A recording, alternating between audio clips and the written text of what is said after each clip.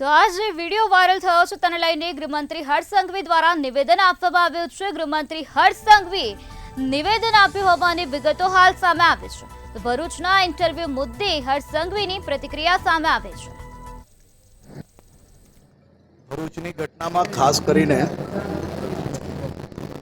જે ગુજરાત અને ગુજરાતના લોકોને બદનામ કરવાનો પ્રયત્ન કર્યો છે। કુલ મળીને ભરૂચ, અંકલેશ્વર, દહેજ દરરોજ જો છાપાઓ ખોલશો તો દરરોજ કેટલા લોકોની વેકેન્સી અને દરરોજ ત્યાં કોઈક ને કોઈક કંપની દ્વારા ઇન્ટરવ્યૂ લેવામાં આવતા હોય છે। આ વિસ્તાર એ જોબ ક્રિએટર એરિયા છે। કંપની દ્વારા ઓપન ઇન્ટરવ્યૂ રાખવામાં આવ્યા।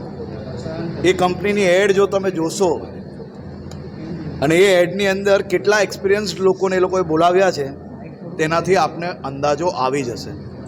ગુજરાત અને ગુજરાતના લોકોને બદનામ કરવા માટે આ લોકો દ્વારા કોઈ બી મોકો છોડવામાં નથી આવ્યો। આની સંપૂર્ણ ડિટેલ્ડ માહિતી આજે સાંજે આપવામાં આવવાની છે, જેમાં કેટલા લોકો ઇન્ટરવ્યૂ આપવામાં આવ્યા હતા, એ લોકો કઈ કઈ કંપનીમાં હતા, એ લોકોના કેટલા પગાર હતા, એ લોકો શું શું કરતા હતા અને સંપૂર્ણ સીસીટીવી જેની ઉપર માથા તમે ગણી શકો।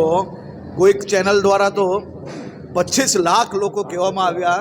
એ આખા ક્ષેત્રની અંદરની જનસંખ્યા 25 લાખ નથી, તેનાથી તમને સૌને અંદાજો આવી જશે। આભાર।